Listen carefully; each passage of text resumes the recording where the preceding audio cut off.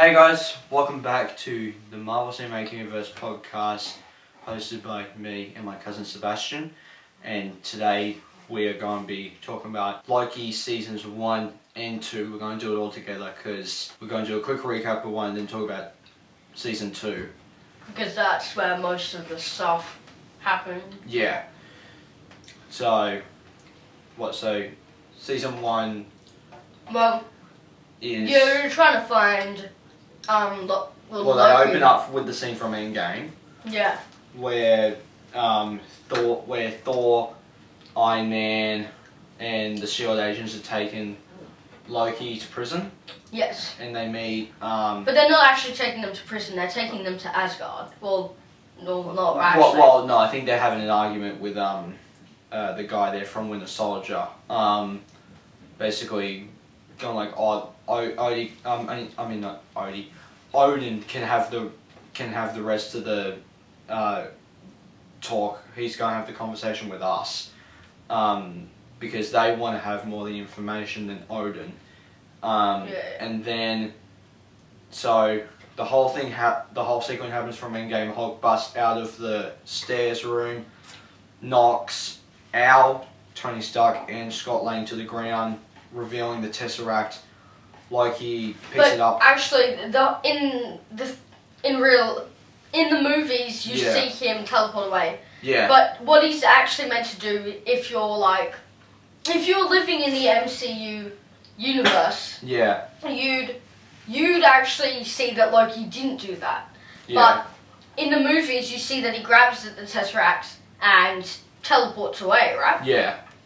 And he teleports into this desert, and he's actually above the ground. He's like about here, and the ground's about here. Yeah. And he falls straight there, and he just sees these people. And it's like, "Hi, could you take me to your leader?" But just then, this kind of cube, like this rectangle, appears. This orangey, and it's really weird. And it takes him away. And that all happens. Well, because the chick's like, you've interrupted the secret timeline or sacred timeline or something to that extent. Yeah, and then they're like, and then we want to work with you, so could you help us find another Loki variant that's been killing a bunch of our people? Yeah. And so then they eventually find that variant, and then they realise that it's a girl. It's Sylvie. It's Sylvie. I love Sylvie. She's my favourite. Yeah, she's great. She's and a really basically, the one thing about her is that she didn't want to, all she wanted was a normal life. Yeah. It is a bit weird that she does have a crush on a variant of hers, but... Oh yeah, they kiss. And because why they figure this out is that you can't disrupt a timeline if everybody's going to die. Yeah. And Sylvie has figured this out, and she's going through all of them. And then, but accidentally, while they're teleporting somewhere, I can't remember why. Yeah. They're trying to escape. So they can't be tracked. They go to Lament. I'm just going to call it Lament 2. Yeah. Which is a planet where the moon is colliding with it, and it's about to kill them all, and they're trying. Or the oh my god, incursion, is that what they call it in Multiverse of Madness? The world where all the Lokis are. That's not. Because they all meet up with all the Lokis in a world that's collided by different worlds. That's not the place. And then, that's later on in the season. Yeah, okay. That's the end of the world. Yeah. Yeah, so after that, everybody. Because they killed all the worlds or something. No, that they didn't kill all the worlds. It's the end of the particular world. Yeah. It's at the end of all the particular worlds combined, basically. Yeah. And what happens? We're not talking about this, but while they're on Lament, they kiss, and that somehow triggers, because they were trying to get to the spaceship, right? And from what they know, that the spaceship gets hit by an asteroid and doesn't make it off. Yeah. But they're like, it won't make it off it won't crash without us, Yeah. kind of thing, saying like we could stop it. They end up not. It doesn't take off, and the asteroid just like in 3 seconds it's about to take off, and an asteroid just goes and destroys like half of it. Yeah. Do you know what I don't get though? Loki stopped a building falling on them. Yeah. He could have stopped that asteroid. Oh, that thing was, yeah. And Yeah. I don't get that. Which was all of a practical set, no CG. What? They actually ran across in that city. No That was way. actually a real thing toppling on top of them. No way. What if Yeah. that broke? They Oh just my had to God. time it properly. But yeah. And then they're sitting by a lake now. Well, they've walked away and they're sitting by a lake, and then they kiss, and that somehow disrupts the timeline, even though they're in a place where the timeline can't be disrupted. Yeah. But do you know what I think that's because? I think that's because they've disrupted it because the timeline knows they're going to be picked up. Yeah. And this kind of turns the TVA into a timeline Yeah. by them kissing, and it has to correct itself in some way. Well, exactly. And so it corrected itself, making the TVA have time. Yeah. And actually, I think that might have been from something from season 2, The Beyonder. Oh, Yeah. sorry. Yeah, The Beyonder. No, not Beyonder. Oh, well, not the Watcher. The Watcher's What If. Watch it. What if? This guy, he who Remains. He who remains. Yeah. So he's played by this actor who Jonathan Majors, yeah. who is now basically Yeah, well, we all know that he's arrested for assault. for assault and stuff, Yeah. which is amazing. But Well. it's amazing Well, that that he part's got. not amazing. No, but- it's amazing that he got caught. Oh, yeah, caught, but yeah, not amazing that he did No, all yeah, that. that's terrible. Yeah. But he was. He's really good in both of the seasons of Loki. I think that he does both of the Yeah, but all then the Kang variants. basically very what well. happened was, in the end of season 1, they. They kill him. Well, no. Oh, yeah, they do kill him. Yeah, they kill But what him. happens is that, Then somehow they basically- go back to that moment in season 2. you know how there are these kind of sticks that literally delete you out of existence? But Yeah. it turns out they do not. They actually they teleport you to the end of time. Yeah. And at the end of time, there's this weird purpley swirly thing that is in the shape of a monster. Yeah. It turns out that he is actually a He Who Remains variant. Yeah. That He Who Remains slowly angered Yeah. into basic monstrosity Yeah. and turned him into his bodyguard. Because at the end of time, there's actually this kind of mansion kind of place where Yeah. He Who Remains kind of corrects everything and Yeah. controls everything and makes sure that the timeline is safe. But so they're teleported here, right? After they found out that these 3 people who were meant to be the ones who did it, Yeah. the timekeepers, Yes. were actually just robots and are not real, and they kind of look like fish. Which, Yeah. something I would just say about this is, they look like fish, and they're in this room with kind of, you know how ice, like, kind of smokes sometimes? Yeah. They're in a room that has that kind of feel. Yeah. So I'm thinking they're kind of fish. Yeah. They are fish. Yeah. But then, so what? So just so we can move on to season 2. So Sylvie kills He Who Remains, and then that sends Loki to the TVA, but in a different timeline because Mobius has his shirt buttoned up more, and he doesn't know who Loki is. Yes. And then. But he does know who He Who Remains is. And Yes, and that directly ties into season 2, where it basically begins exactly with that scene. and it turns, because everybody's like, who who are you? Like, we don't know who you are. Yeah, and then he jumps from the window and then goes on to like a crazy like Star Wars Episode 2 Attack of the Clones chase scene with flying cars.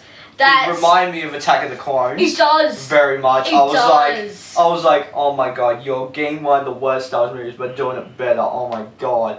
So it's like, and it breaks a bit of a Kane statue. Yeah. Or He Who Remains statue, not Kane, but it's a Kane variant.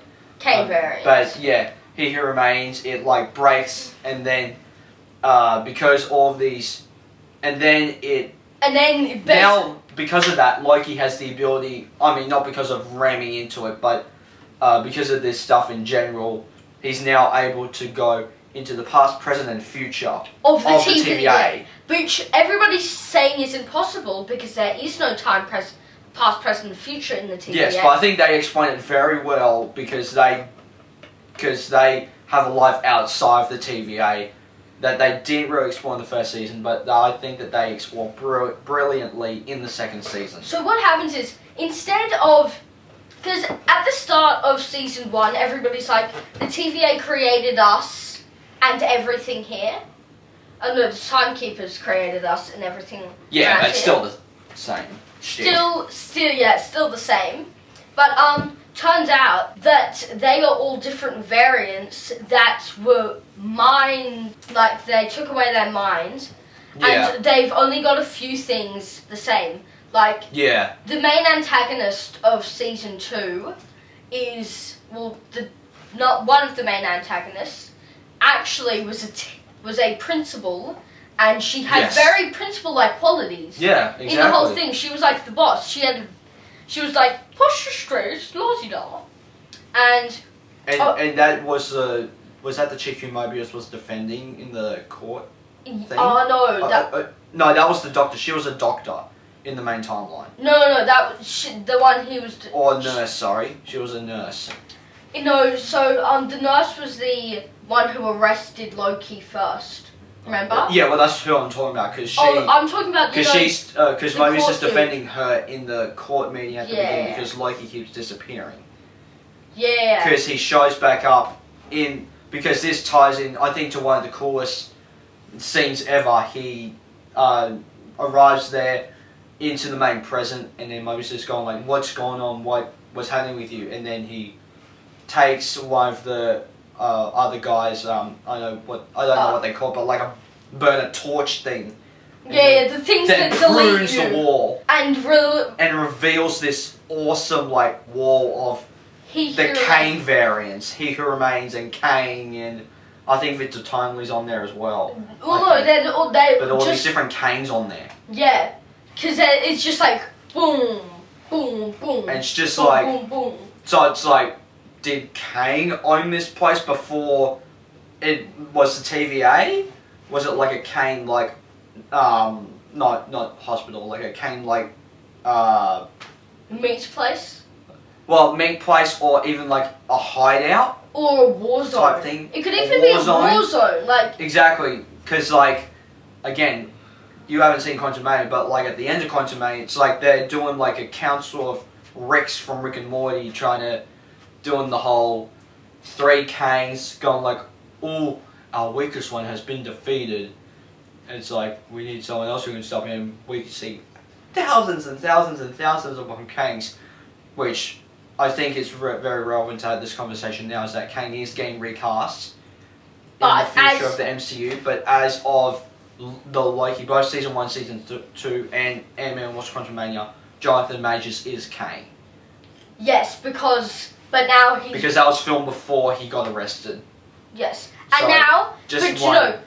It's good, and it's easy they can do that, and it's good they got that character. And it's good that they have that post-credit scene at the end of Quantumania, because there's thousands of Kanes, right? Even though they're all Jonathan Majors. And it makes sense that there would be some that look a little bit different. Yeah, even though that a lot of them, not a lot of them, all of them are Jonathan Majors, I think it will not be hard if one of the blurry ones that we see was the recast. Yeah, and it makes sense. It's that easy. It is easy, and it's smart, and it's not good that it's good that he got arrested for what he did. Yes. It's not good that he did what he did. Yeah. But it's good that he was cast as that role. Like Cast if anybody was going to Cast that get role to arrested, set it up retroactively. yeah, so it was easier Yeah. to replace him without it looking super weird. Yeah. And then Which I think it really works. So I think Victor Timely, I think is really good in the show. I think that. Oh yeah, we haven't talked about Victor Timely. Yeah, no, I think we should. Continue with this.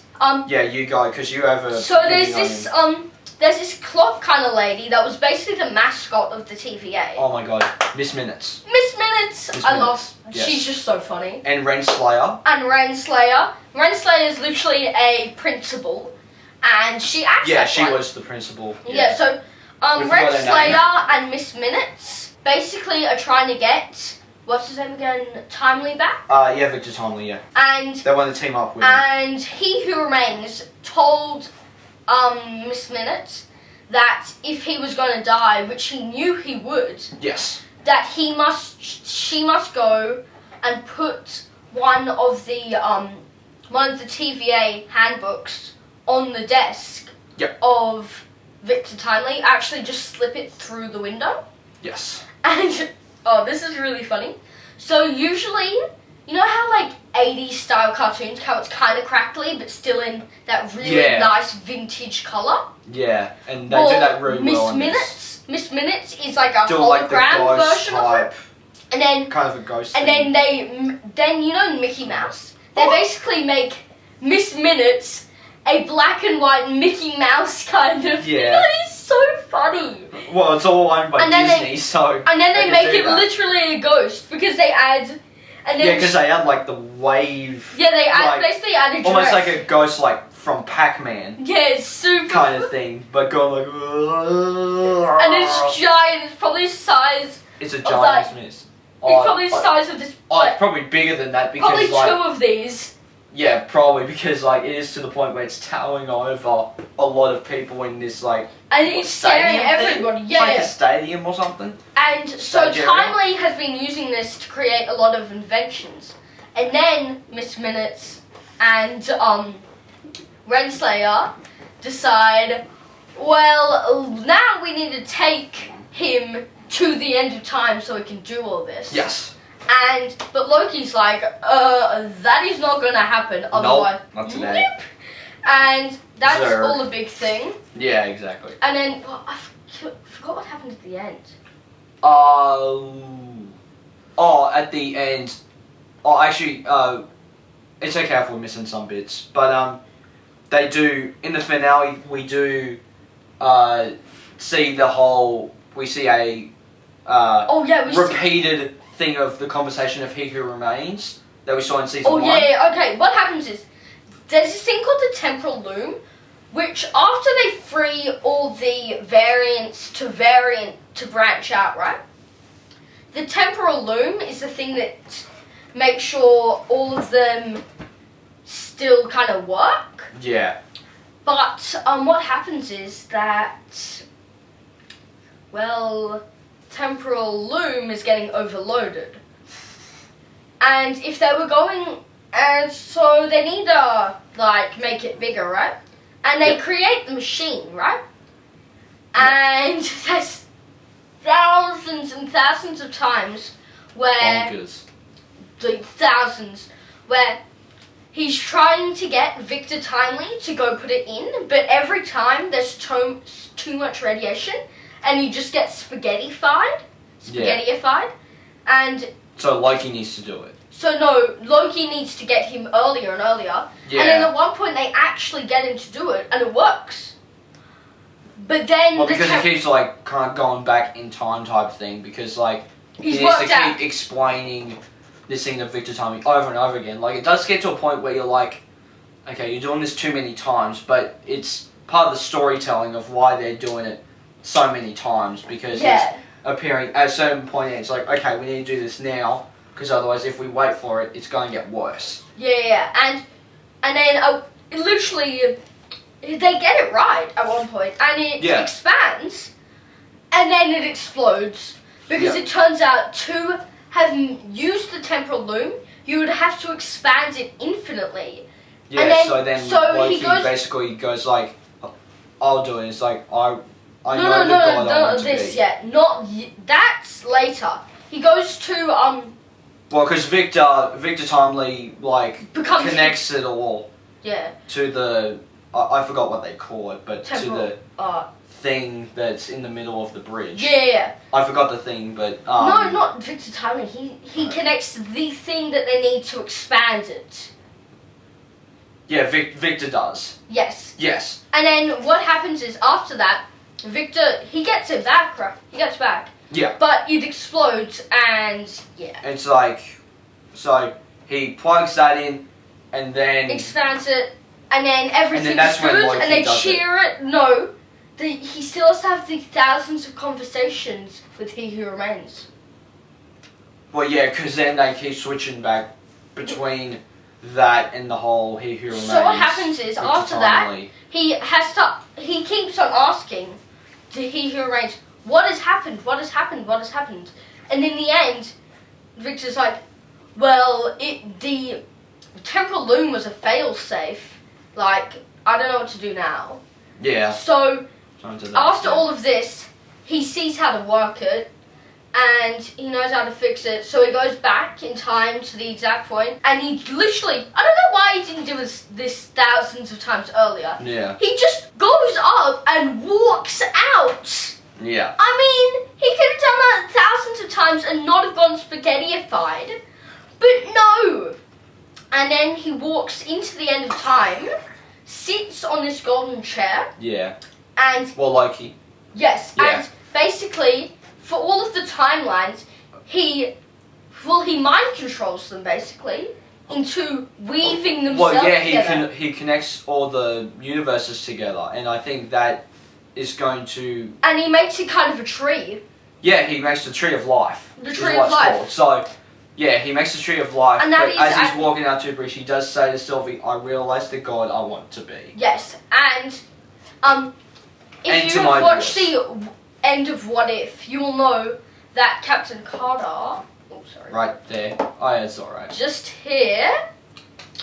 I don't think her shield is the right colour, but she... yeah, that's not from the first episode, that's from later in the season, but yeah. I have watched all of them. Yeah. She, basically, she was trapped in another universe, and that's a story for next time. Yeah. But, she asked for the scenic route home from, the Watcher. Yeah. And she sees the Tree of Life, and it's a very big thing. So I really believe that she is going to meet Loki and everyone. Yes, I think that would be absolutely the way to go.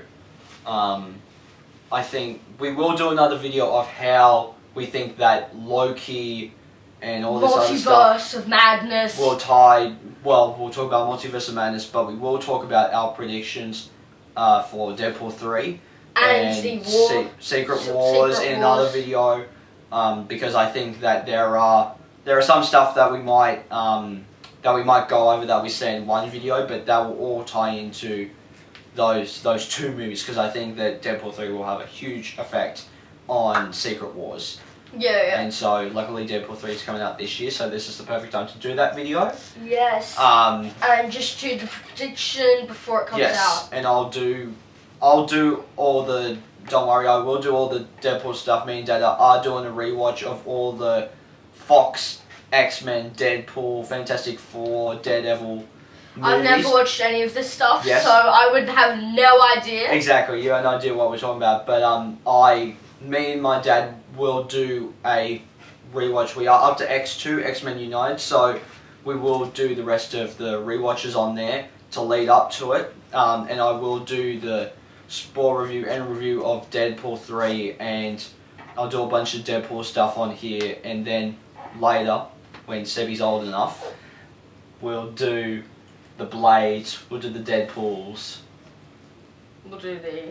And we'll do the Daredevil Netflix show that's on Disney Plus now, and the Punisher, Luke Cage. There is MCU on Netflix? There was an MCU on Netflix that tied into, that kind of tied into the MCU, but also it was one of those things where it's like they knew what the MCU was doing, then the MCU knew what they were doing, but they were more concerned about moving to Avengers because they happened around the time that the Avengers was coming out. So there's also the ABC show Agents of S.H.I.E.L.D. That's Coulson and all the people behind. That's ABC? Yeah, it's ABC, but it's all on Disney Plus, so you don't have to worry about that stuff. That's so weird. No, that's not okay. I don't think this is not okay. But that's the thing with the multiverse, is that then you have, like, because not only that, there's a 90s show called X-Men that's literally going to have a sequel series this year in the MCU called X-Men 97. 1997 kind of 97.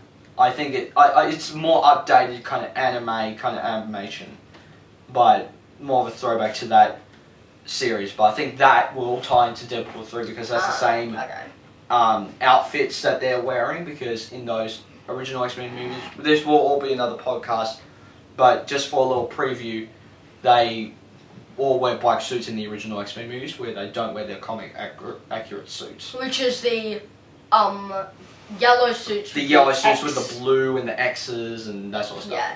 Yeah.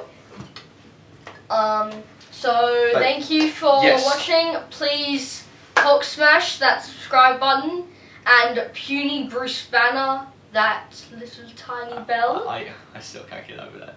But yeah, still all those things. We're excited to continue on the podcast. We are going to be knocking a lot out. Tomorrow we have a full day. We have a full day of theories and that sort of stuff. We do have an announcement coming soon for a few things that me and Sebastian have talked about. Oh yeah, we have. Off camera, that we will talk about maybe an exclusive review for that. Yes. When we eventually do those two things, review for. Oh yeah. And then so, one thing we'll do a review for, and one thing we'll actually film the event and do a vlog, special event. Yeah.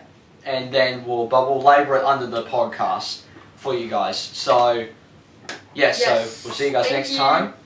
Take care. Bye. Hey there. Subscribe to my channel. And also press this bell icon.